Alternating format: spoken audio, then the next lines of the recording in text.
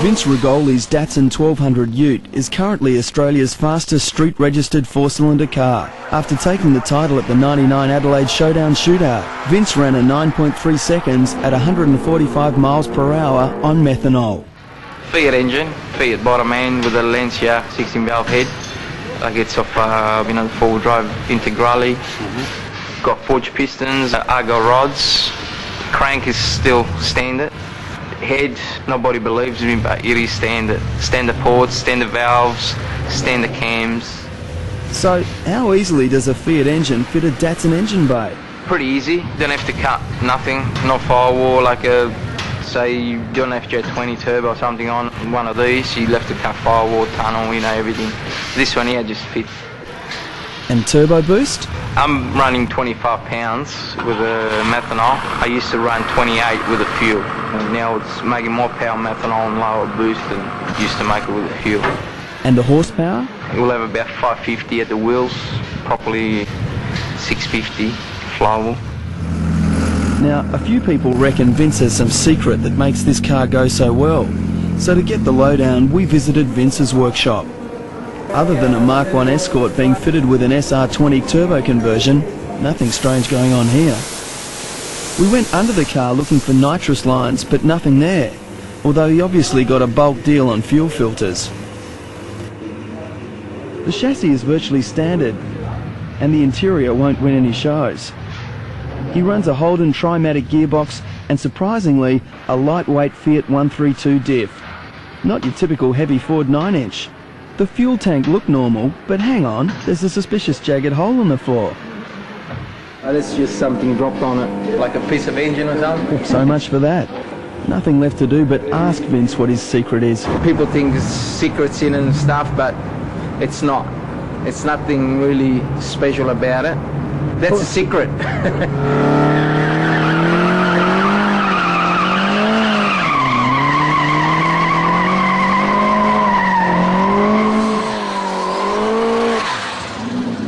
It's a bit of fun.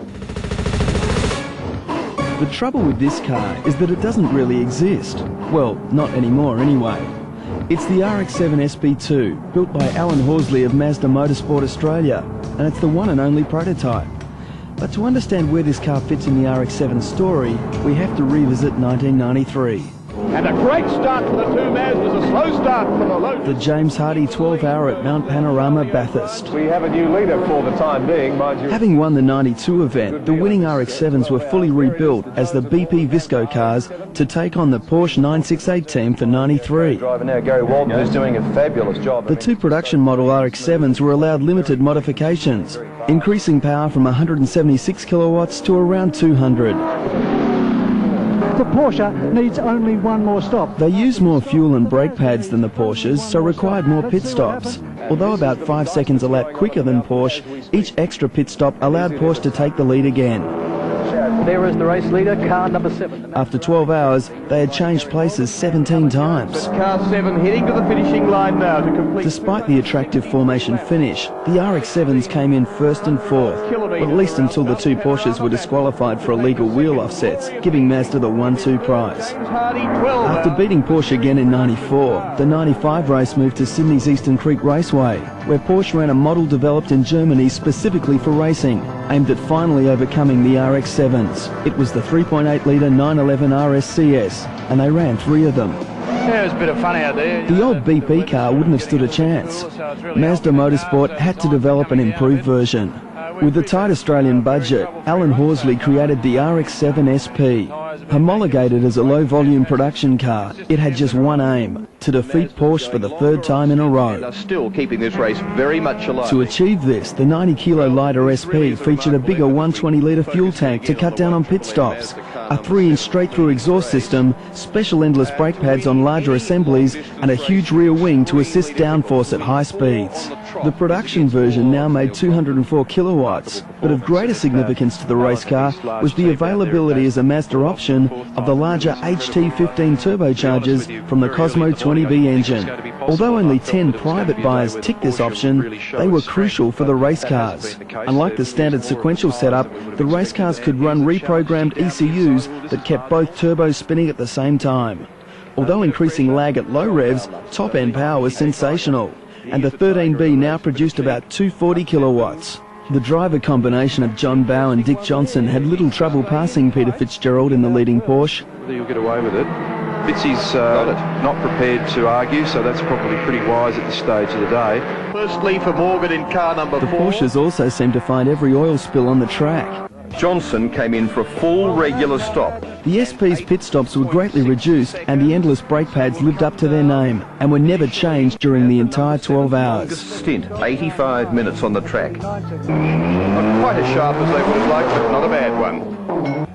Winning with a margin of just 80 seconds, Mazda Australia received another 20 private orders for the SP within days of the race. And victory is his, and for the 4th time Mazda. A total of only 45 SPs were ever sold at $100,000 each. But in late 1998, Mazda's Alan Horsley built a prototype to continue the strong reputation of the original SP. He called it SP2. Based on the Series 7 update, it's both quicker and more refined than the first SP.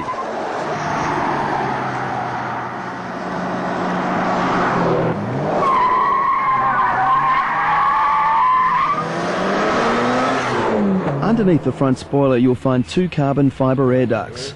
The left to the airbox, the right to the intercooler. The carbon fibre airbox covers a K&N filter. There's also a larger intercooler and carbon fibre resonance chambers, 2 purple blow-off valves, 1 for each turbo, and a contrasting yellow strut brace. With a larger exhaust, boost increases to 15 psi. The bonnet is entirely made from carbon fibre Kevlar, complete with heat extracting vents and misspelt sticker. On the underside, the spray painter missed a few bits. Inside, the yellow trimmed leather wheel matches the yellow leather factory seats. On the road, the power increase to 220 kilowatts is noticeable above 4,000 RPM, and the 13.4 second quarter mile at 104 miles per hour is a half a second better than the earlier SP. It's a very rewarding car to drive hard.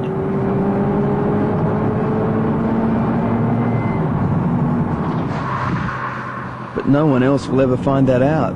The next day, the only SP2 ever made was stripped down and returned to standard Series 7 spec. With Mazda Australia axing any further RX-7 imports, it was doomed. With the 12-hour winner, Car 7, now up for sale at $105,000, we thought it might be time for a quick used car test at Oran Park, particularly in the company of the older BP Visco Car 7. They've never run against each other before.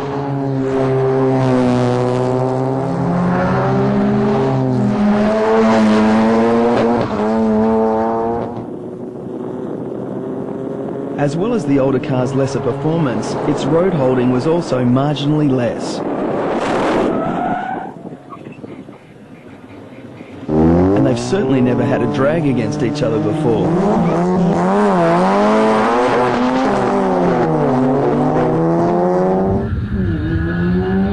The results were low 13s for the SP, about 14 for the earlier model.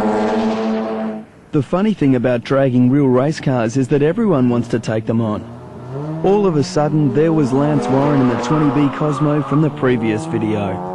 He capably demonstrated the problem of too much power and not enough traction. We were equally surprised when Tully rolled up in his 13B Turbo Series 3 RX-7.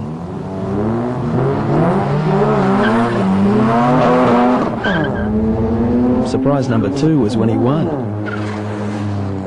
Surprise number 3 was that it ran on LPG. It didn't seem badly affected by the change of diet, if you don't mind queuing up with taxis. The LPG system is positive feed. The converter changes the liquid gas from a pressure of about 110 psi to atmospheric pressure, where it becomes gas. The car runs a Series 6 front-mounted intercooler. And inside, there's plenty of potential for a decent audio system. The hood scoop is from a recent Falcon GT, and the Affini badge is off a Japanese Series 6. Around the track, the fact that the suspension hasn't received quite the same attention as the engine soon became apparent, but it could still be thrown around quite predictably.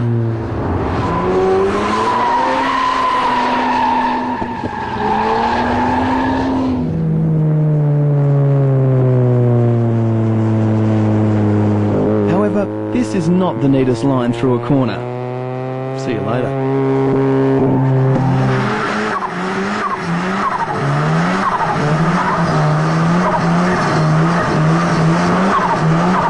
It seemed more at home on the drag strip, so we went looking for someone to run against him. Jeff was only too happy to volunteer the escort, but his usual lack of traction worked against him again. Yeah, I was pretty impressed. Even when he did get traction, I think it was still pretty even. So yeah, I'm happy with that. I thought it would go hard through all the gears. First was a waste of time, second was a waste of time, and third spun as well. But this time, if you want to go again, I'll do an easy first and an easy second, and I'll just make sure we get full traction all the way to the end of the track. Seemed like a good idea, and sticking a heavy passenger in Tully's car was a nice touch too. It paid off with a better run for Jeff. Keen Fast Fours magazine readers may have noticed this t-shirt. The RX-7 in question belongs to California's Adam Sarawatari. We first met Adam at the SEMA show in Las Vegas and had a close look at his famous RX-7. But the car is far more at home on a drag strip. At this track, Adam was attempting to beat his own record as the world's fastest stock chassis streetable RX-7.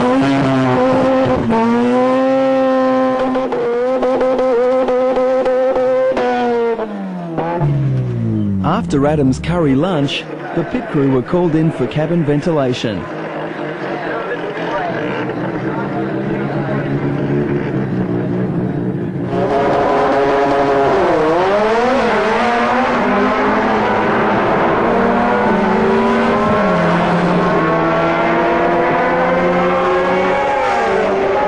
The 10 seconds flat was half a second off his record.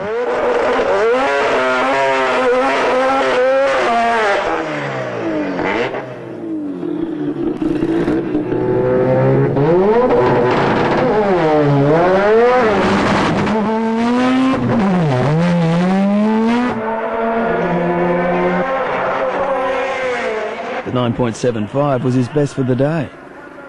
So we paid a visit to ANL Racing, Adam's workshop, and found a wide selection of his own cars. We asked him to show us over the RX-7. This is ANL Racing, high performance tuning shop. Right here what's standing in front of me is a 1993 Mazda RX-7. A Night Sports Type 4 body kit.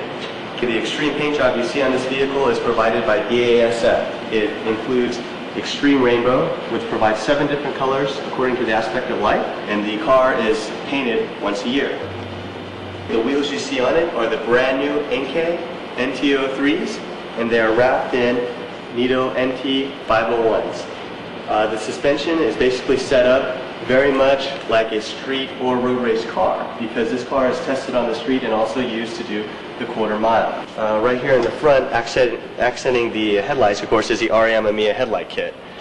And tucked away in the front, you will see an Apex Skyline GTR intercooler core that was modified by New Forms to work in this RX-7. As you can see under the hood, we have varied some things basically to get increased power and performance. But the block itself has not changed. It's still a 13B with all stock internals. And it is not a Bridgeport motor. It is a street port. The port is designed by Rotary Power in Torrance, but the blocks are assembled here in-house. This uses 2mm seals, and everything else, of course, is stock. It makes about 550 horsepower to the ground, or about 630 horsepower to the flywheel. It has been modified. It used to have, of course, the sequential turbo setup, and now it is basically a single turbo. The fastest this car has run is 9.51 at 142 miles an hour. So it does pretty good for a little car. It uses 2 HKS sequential blow-off valves. The reason for that being that basically with only one close to the throttle gate, pressure would build up so high, lifting in between shifts, it would actually push the intercooler piping apart. Right here, if you look on the intercooler piping, you'll see 3 additional injectors. And the reason why that is because it uses a PMS piggyback computer system, which allows us to control the factory parameters. But supplying additional fuels basically are these injectors right here. 2 720cc's and 1 550cc injectors. And they are controlled by a Rebic 3-inch simulator. Down here we have the many options to plug in and disconnect and change various types of ignitions. Right here in the glove box you'll see a Greddy turbo timer Rebic 3 simulator in Rebic 3. There is also flush-mounted an oil pressure gauge and air intake gauge close to the throttle body. There is an REM EMEA custom gauge pod with an SPI boost gauge on top. Right here on the pillar, there's an HKS Electronics P-Cold warning boost gauge and P-Cold warning EGT. In the center vent, we removed the air conditioning ducts. And actually what is now up there is a custom pod which holds an oil temp meter and water temp meter. Where the air conditioning controls used to be, you'll see a boost gauge and EGT.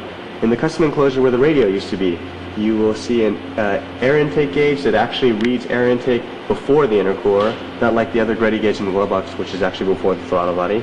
There's a volt gauge and also a fuel pressure gauge. This side has been slightly modified to accommodate a G-Force 5-speed sequential shifter. On the center console there, you'll see that there is a JNS knock retard unit mounted there. Right here, this is actually a carbon fiber nitrous oxide bottle. It's about half the weight of the standard bottles you see. Since we still do put the car on the street and we still do a lot of development work for street cars, we've tried to maintain that balance that a street car has. You might look towards Turbo Magazine.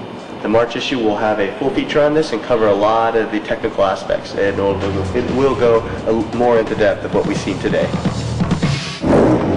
If you're waiting for part 2 of our previous RX-7 budget build, don't hold your breath. Robin's car is no more. The rear stepped out when he braked suddenly mid-corner to avoid a large gun-toting marsupial and clipped a parked van. Although only a low-speed impact, the damage was quite severe, buckling the roof and the rear of the chassis. It was going to involve major repairs. As it wasn't insured, he decided to write it off and sell it. Within days, Rotary bargain hunters arrived to feverishly remove anything of value. Where's the grinder? Go get the grinder. Where's the grinder? Not all the activity looked organised, but everyone knew roughly what they wanted.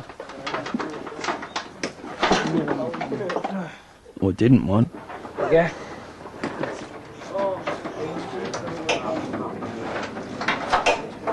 It was reduced to an empty bench shell very quickly. Then someone bought that too. Surprisingly, after being offered no more than $3,000 for the complete wreck, Robin collected over $5,000 from selling all the parts separately. All of which has been spent on budget build number 2. Another Series 3. More on that in the next video.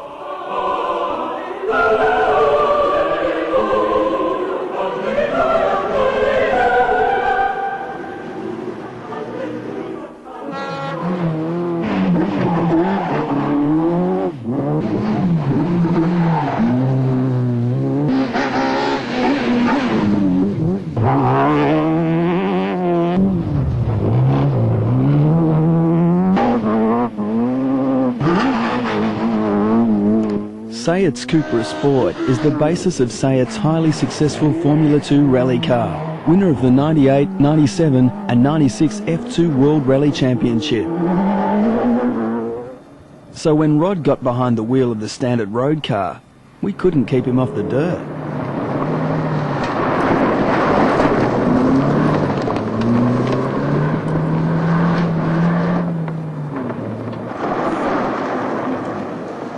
Well, you don't have to come to an open-cut mine in the middle of South Australia to enjoy the Sayat Cupra Sport, but gee, it helps. This is a great fun car to drive. It's got a little bit of initial understeer, but the traction control comes in and the car just drives around corners like it's on rails. It's got fantastic brakes. It stops really well. The ABS is very neutral. Even driving it here on the dirt, it just pulls up nice and smooth. So let's take a closer look at one of the few affordable fast fours still around.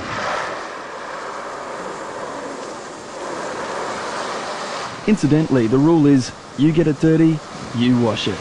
So how quick is it?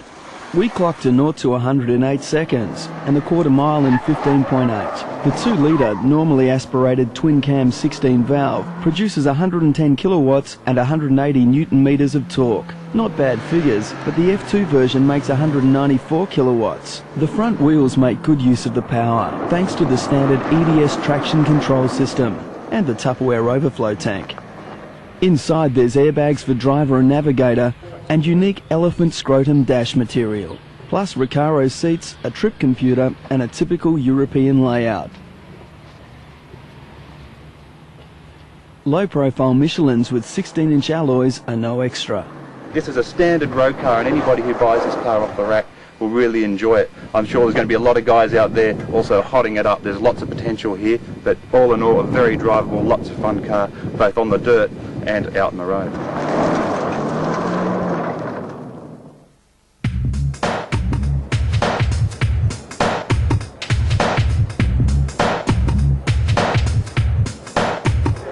I want to say hi to all you down in Australia. We're here at the SEMA show in Las Vegas, Nevada, one of the largest automotive part shows in the world. We have over 2 million square foot under roof, 11 miles of aisles of nothing but high-tech performance products. Yep, it's big all right. Over 70,000 people, 5,500 booths. We just couldn't get to it all. Mind you, we waited in line a lot. Many booths have promo girls, and they all seem to know us. We asked Playboy playmate Tiffany to meet us after the show, but she pretended not to hear us. SEMA 98 was huge, and without the usual swarm of V8s, record numbers of heavily modified import cars dominated. And we've never seen so many different wheels in the one place. Some more attractive than others. Chrome wheels are always big in the US, but you don't regularly see a large gem in the middle. Here's something for your Civic, 23-inch wheels with a hand-cut tread. Of course, you might have to lip the guards. Here's another 23-inch with the latest zipper tread. But the cars were the stars. New Beetles were everywhere. Some turboed, some supercharged.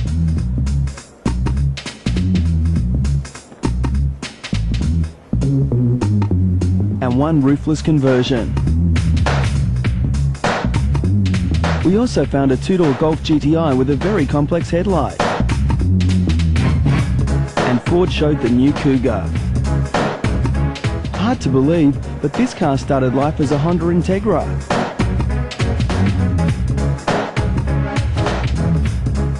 The prominent wheel arches work really well. The seagull on the rear deck doesn't. Still, the nitrous-powered 1.8 turbo should help the owner forget that small lapse in taste.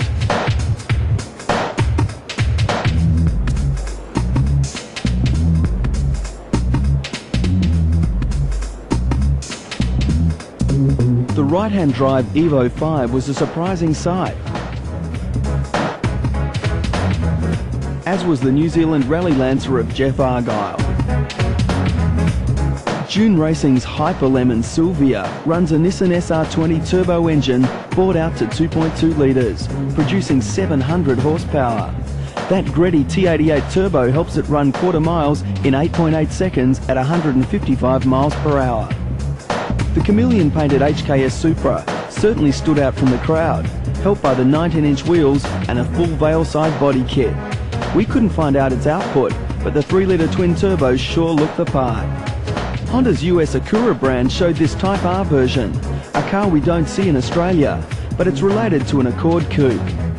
But American cars weren't completely forgotten. Ford showed this convertible Mustang GT concept car. Automatic, of course. And Chevy this convertible Camaro with a tricky looking sound system. No, they're not mufflers on the back shelf.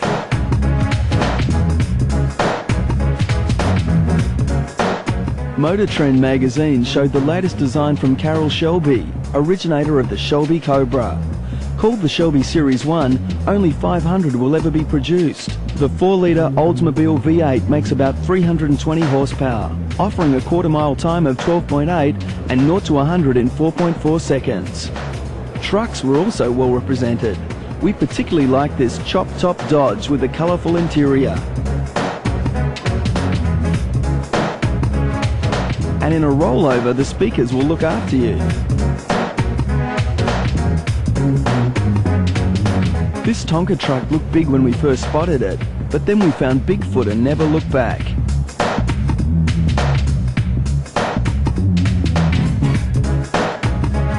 At the other extreme, you can't really say you've lowered a car until the body's touching the ground. This is how it's done. Posey's special vehicles had the ultimate hot rod, well deserving the name Extremeliner.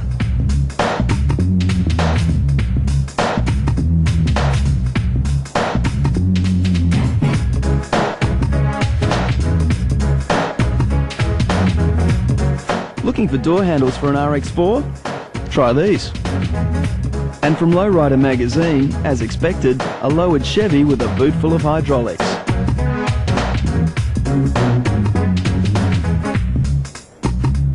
But the surprise was their record wagon. Looking very low and mean, it even attracted an official spy. Although we couldn't quite figure out what he was up to. And then we got distracted again.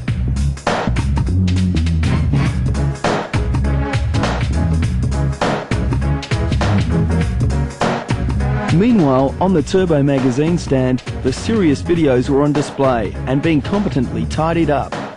And before we left, Kip felt compelled to make one last helpful suggestion. Hey, put a shrimp on the Barbie for me. Turbo magazine supports serious business, wars and rotors. Is that it? When we first checked out Subaru's WRX STI version 3 in the previous video, its launch in Australia hadn't yet been confirmed. But in January 1999, 400 finally arrived in version 5 form. Priced at $60,000, some went to speculators who promptly offered them for resale at 70 to 80 grand. That's capitalism for you. This is the Subaru Impreza WRX STI version 5. This is the hottest WRX you can get in this country at the moment. It's the limited edition, one of only 400 Australia's brought in, and it's a rocket ship. This is the 0 to 100 in 5s and quarter miles in low to mid 13s. We've got a larger intercooler, slightly revised intake plumbing, but the most important part is the STI roller bearing turbo. There's lower friction, it's putting in about 17 psi boost, which really makes this thing haul. Above 3,000 RPM to 7,900, this thing will go like a rocket. It'll out-accelerate most cars under 100 grand. Inside, you'll find the climate control aircon that Japan doesn't get, but there's a couple of things we don't get. Unfortunately, Australian STI models didn't get the thumb wheel that the version 3 and Japanese models get. We missed out on the diff proportioning valve, which varies the drive towards front to rear. We also unfortunately missed out on the water intercooler spray. That would have quite helped our Australian fuel problems, but we still do get all the instrumentation. 260 speeder, that's something the Japanese STIs don't get. They only get a 180 speeder. And another new record we've got on the STI Australian spec version 5 is the STI markings. We counted 14 on the yellow evaluation model, this one's got 15. The only car which has more STI markings is the 22B with 20. But this huge gawking rear spoiler is what really gets the pulse racing. It's actually a two-piece spoiler. If you see, it's the 99 spec spoiler here, and downwards here is the add-on. So it looks like the Pro Drive spoiler, but it's not. It's actually a special version just for the STI Australian spec model. Great for downforce, it looks good, and it's perfect for picnics as well. And it's good tabletop too. Cheers. Of course, there's other reasons to buy an STI, but you've probably heard them before. As an interesting comparison, Chris brought along his modified 99 WRX, running a larger STI Apex roller bearing turbo from a version 3. Fitted by Sydney's BD4s, boost is increased to 16 psi and power is up about 20 kilowatts. 17-inch Momo Extreme wheels and a one-piece WRC style rear spoiler complete the picture nicely. But for the ultimate STI, we borrowed Peter Landon's 22B, one of only 5 in Australia. Subaru Japan built just 422Bs, the fastest and most powerful production Subaru in the world. For $120,000, it's the closest you'll get to the genuine Pro Drive World Rally car. The huge flared guards are the most obvious difference to your regular STI. Identical to the rally car, the body is cut and re-welded by STI Japan, adding 80mm to the width. You can't miss it. The guards are filled with 17-inch BBS wheels and 40-profile Pirellis, suspended by Bilsteins all round. Engine size is up from 2 litres to 2.2, but boost is reduced slightly to 15 psi. Although still rated at 206 kilowatts, the spread of torque is much wider, and the performance improvement over the STI is very noticeable. The 22B is certainly got a lot more mid-range poke. I can really feel the thing punch out of corners a lot more than the STI, where the STI relies more on boost to really make its power. 2.2 litre versus a 2 litre, but it revs just as quickly, but it makes so much more mid-range torque and urge. It's really quite noticeable. The MY99 WRX is mildly modified, and it's probably about as quick as you'd expect from something like that. It's a quick car to begin with. Then you move to the STI, 206 kilowatts, and then the 22B, again 206 kilowatts, but it's just more torque, mid-range power and punch. So it was down to the drag strip to check differences in the real world.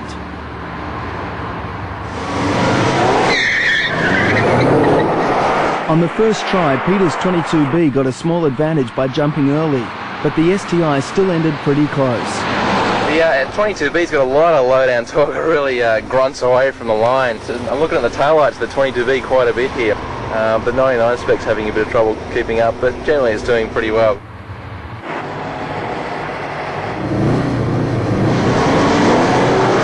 On the next run, the start was even, but the result was similar. The 22B's best was 12.8 seconds at 103 miles per hour. The STI 13.3 at 102 miles per hour. Chris backed off early, but the modified four-door will manage at 13.9 at 96 miles per hour. You'll find the complete story of this comparison in the May-June 99 issue of Fast Fours and Rotaries magazine.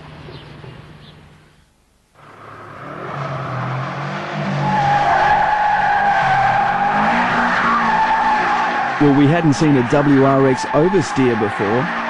Dominic Rigoli has created a 13.2 second WRX that can be made rear-wheel drive at will. It's wicked. But he won't tell us how. We tried every sneaky trick we knew to find out. Just lately it's been rear-wheel drive for a bit. Yeah. Doing a bit of burnouts here and there. Yeah, rear-wheel drive, that's interesting. But he was on to us. No, Dom, we just want to get a close-up. Is that all right? See nothing under there anyway. It all looked pretty normal, so we tried another angle. Look, you can tell us the real story, okay, Dominic? You're going to need more than that to find me. We thought we had him. You can show us. You really want to know? Yeah, we do. We're just really interested. You just pulled a relay out. Now what, it's rear-wheel drive? Yeah. Just by doing that? Yeah. If I take the other one out, we'll go to front wheel. We were conned. Dominic, you haven't convinced me that that's how you're doing the modification, but why have you done it? What's the main reason? Well, as you could see before with my Fiat, I like doing burnouts. In fact, whatever car he's in, Dom's a bit of a burnout king.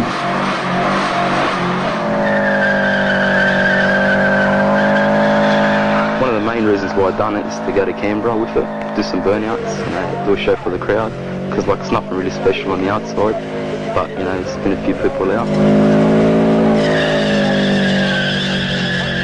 And the second reason was because we've got a two-wheel drive dyno at the workshop, so we can tune it, you know, and develop things on the engine. But it was the huge difference in handling characteristics compared to other WRXs that really interested Rod. The 22B and the STI both turn into corners very, very well, but once you get on the power, they want to really understeer. Whereas this car has much the same characteristic, but then when you get on the power, she just wants to slide the tail. She's heaps of fun. Dom seemed to appreciate Rod's driving. I wish I could do that. Then again, if I was in someone else's car, maybe I would. Of course, Rod can make the occasional mistake too.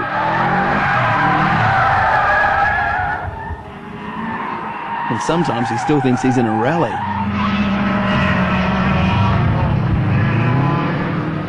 But we thought Don might like to show us what he's learnt.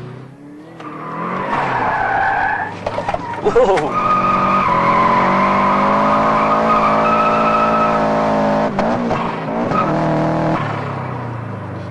She's warming up.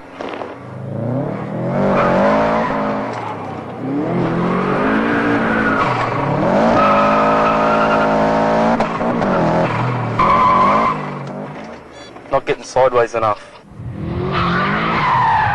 Whoa! Getting better. But burnouts was still his preference, despite a familiar problem.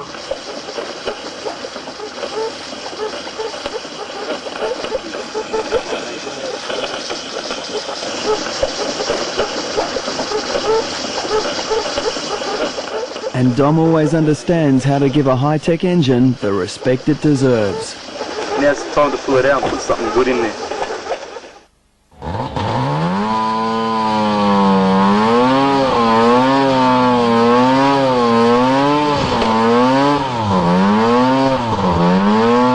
On the weekend of the 24th and 25th of October 98, the land of the long white cloud lived up to its name, as New Zealand's fours and rotary nationals hit top gear.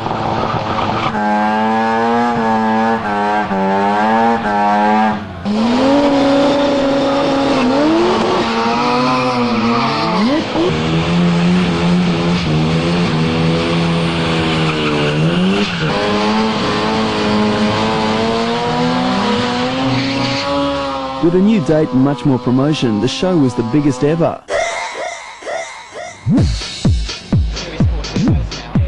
The range of cars was vast, thanks to New Zealand's import freedoms. With no local manufacturers, there are no tariffs or duties. Anyone can bring in whatever they like. Most are from Japan. In fact, we filmed some typical examples at a car yard the day before. And it wasn't just the range. The prices were quite a surprise compared to Australia.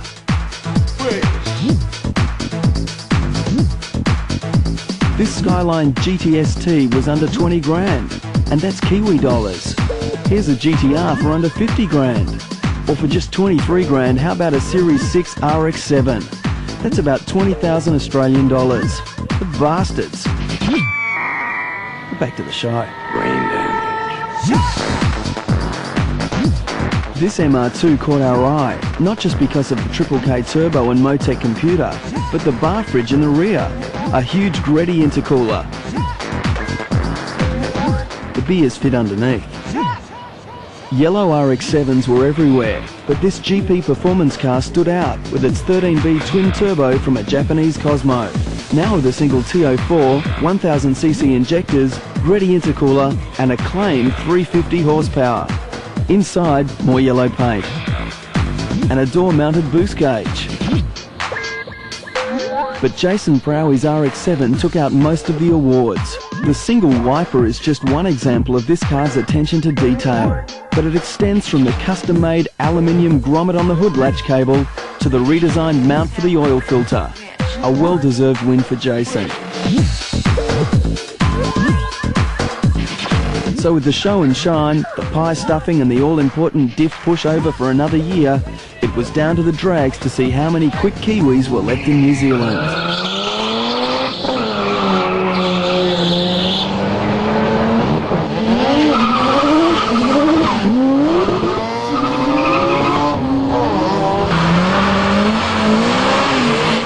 Another record crowd turned up, and they weren't disappointed. There was plenty of grunt and plenty of attitude.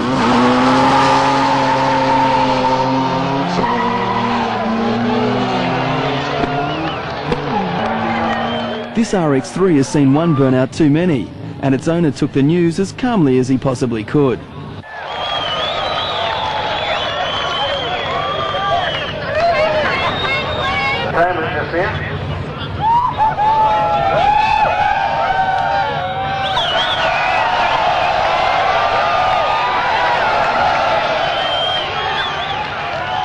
Meanwhile, an exhibition run was arranged between the 700 horsepower Blitz GTR and the 600 horsepower GTR of GP Performance, running a new Greddy T88 turbo, which wasn't quite sorted yet.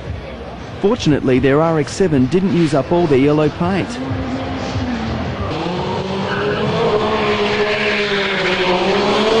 Despite a good start, it was blitzed by the Blitz, which ran 11.5 seconds. While our RX-3 owner had a quiet chat with security, the rest of the crowd enjoyed some great racing.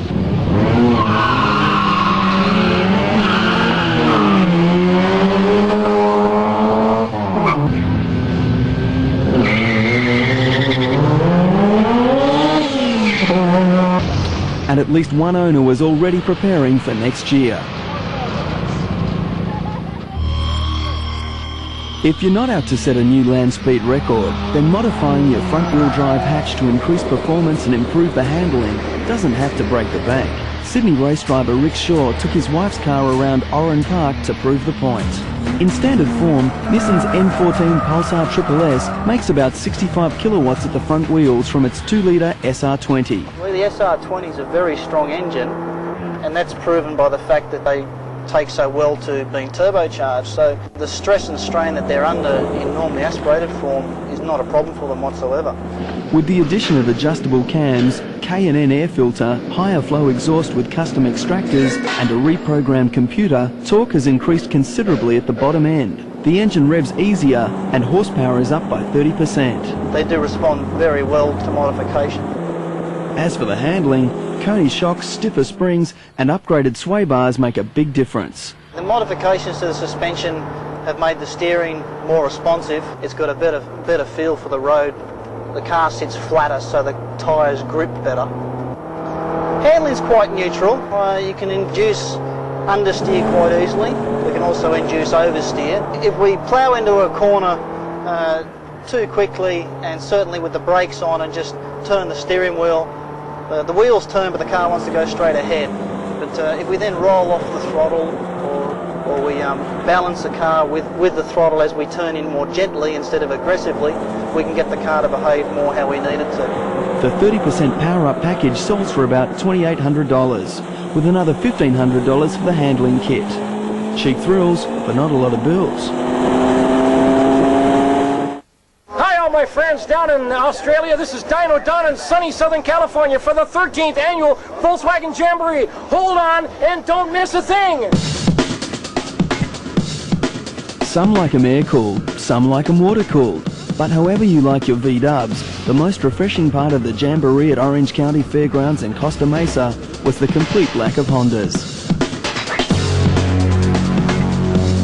This was the first Jamboree since the new Beetle had been released, and they were everywhere. Some were plain, some were showing the huge range of accessories now becoming available.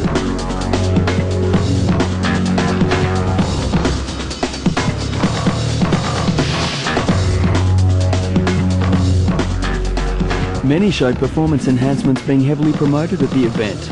Others highlighted the entertainment options.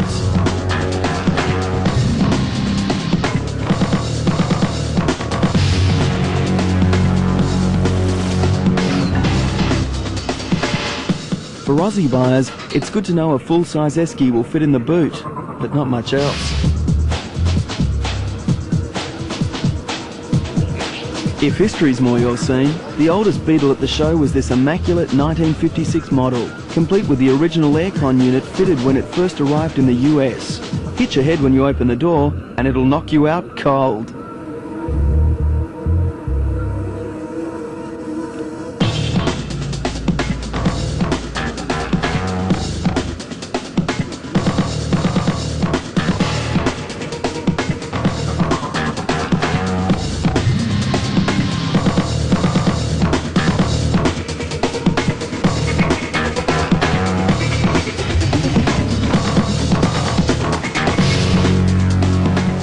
This fiberglass model started life as a 65 Carmen Ghia, but other owners took a more traditional approach.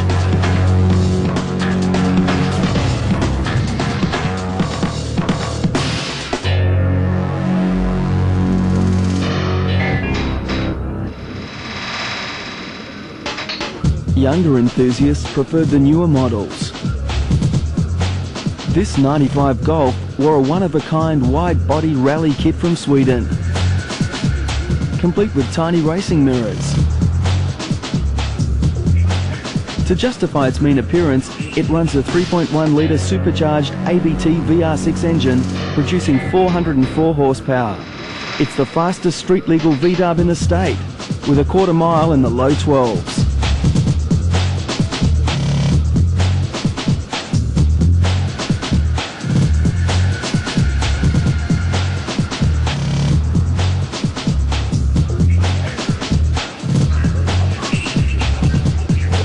Not seen in Australia, the V-dub Corrado was the successor to the European Scirocco. Coloured indicator lenses were big, as well as the obligatory nitrous bottle in the back. It keeps the amp cool. We hadn't seen a Golf Ute before, particularly one recently involved in an intergalactic road accident. This Golf had a very impressive nitrous setup.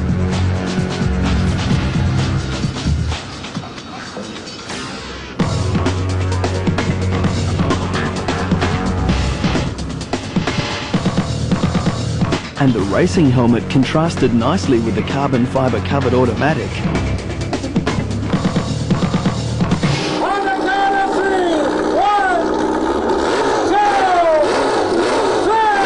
The object here is to bet on the time taken to blow up the engine, but the result was a simple case of flatulence. What a piece of crap, huh? 30 seconds of my life for that piece of junk. With the restless crowd reaching for weapons, it was time for some crowd control.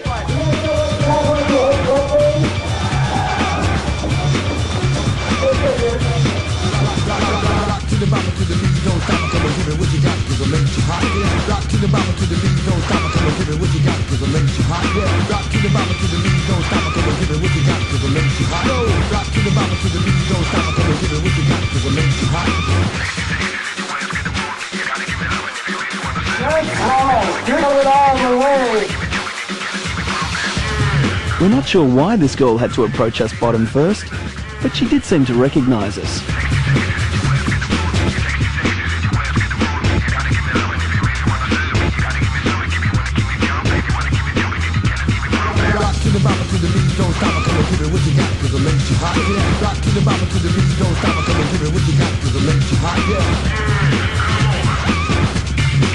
Come on, y'all.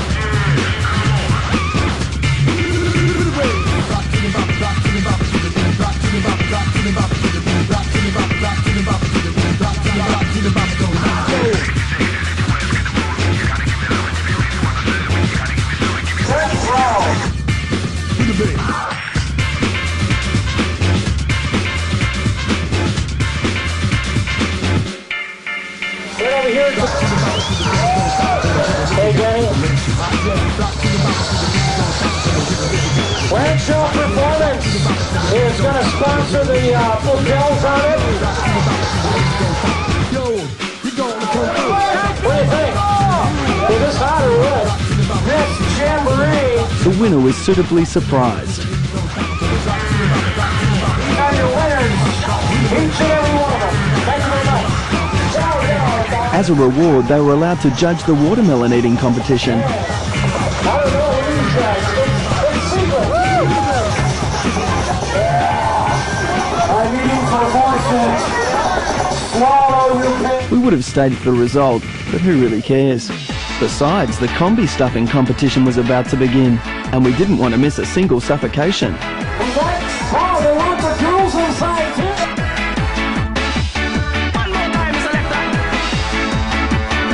Hey guys, can you hear me inside the bus?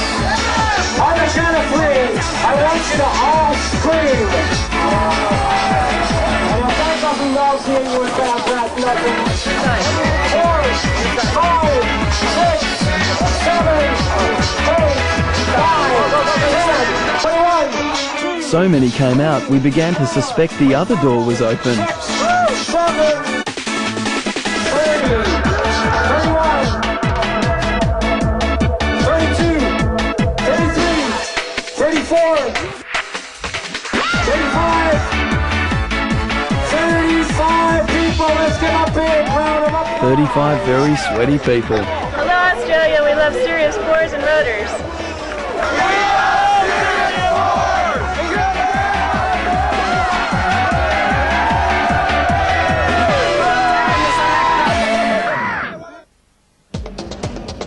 Speaking of Summernats 12, we don't usually pay much attention to V8 Commodore Utes, but being the final public burnout of the Roman Autotech beast, we were curious what all the fuss was about. Also on hand for the occasion, a novice driver with no previous burnout experience, Peter Brock. What's this one? Electing to observe first as a passenger, he seemed to learn quickly, then changed seats at the crowd's suggestion while they waited patiently for $6,000 worth of 20-inch tyres to go up in smoke.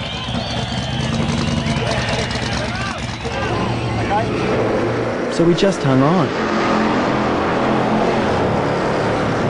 As expected, a 700 horsepower alcohol-burning supercharged 8.2-litre Chevy V8 had no problem making a bit of smoke.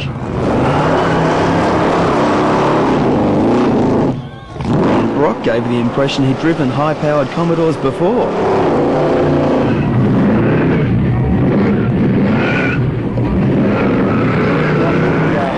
Making a guest appearance, showing that he can do good things for you.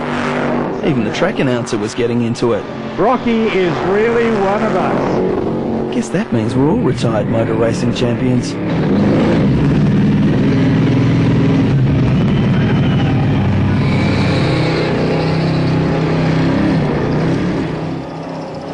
Peter Brock, the most famous Australian motor racing icon of all time.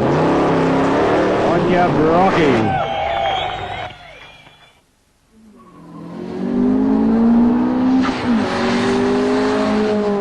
When Mark Bedwani brought along his early 90s CRX to Sydney's Oran Park, his first surprise was how well it drove. The second was how Rod drove it. Whoa! It's a little bit late on the brakes there, sorry mate. The concrete wall comes up pretty quick when you do that, doesn't it? I can hardly start my chair. Well, just hang on as we turn into this corner. It's a little bit hot here.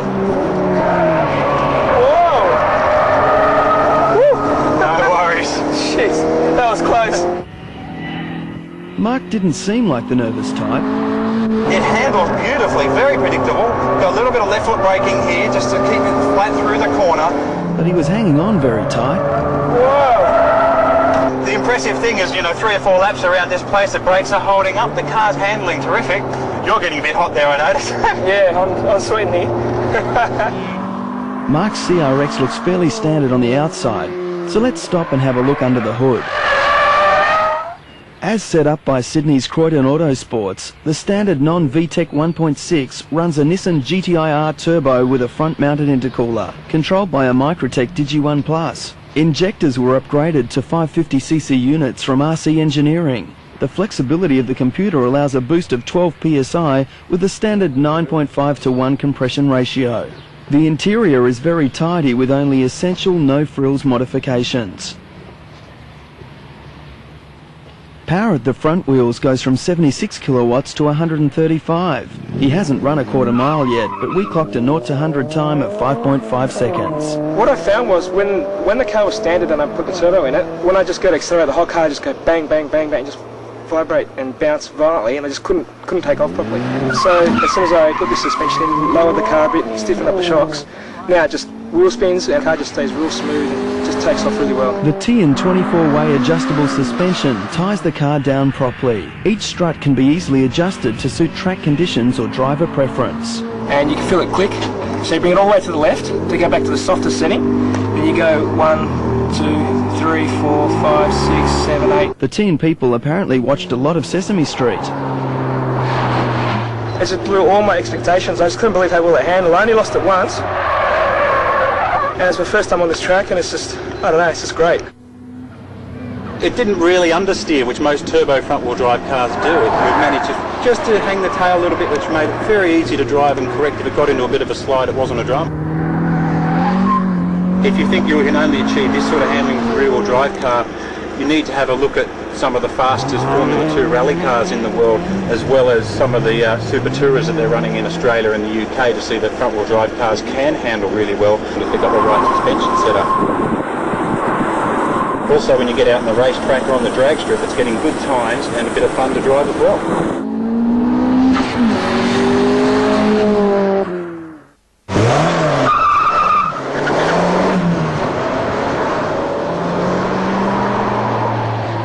Okay, so the 3.5-litre V8 version makes a little more horsepower, but the Lotus Esprit S4S is the world's quickest 4-cylinder 2-wheel drive production car. For about $200,000, you won't miss the other cylinders. The mid-mounted 2.2-litre 16-valve charge-cooled engine, partnered by a hybrid Garrett T3 T60 turbo, produces 224 kilowatts, or 300 brake horsepower. We timed the 0 to 100 in 4.6 seconds. Expect a quarter mile in mid-12s. But only one thing interested the owners of the other cars we were filming that day: They just wanted a drag. Mark's CRX Turbo was first up to the 1/8 mile. A good performance, but not good enough. So Jeff had to go with his Cosworth Escort, but with a rolling start because of his traction problems.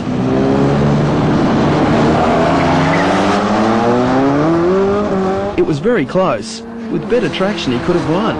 Then Bruce, our enthusiastic Sierra driver, tried his own car, a modified Skyline GTR. The Lotus eased up slightly and the GTR took a win at last. Time for Vince to get serious. They push me. They said the Lotus is the quickest. So he had to prove them wrong.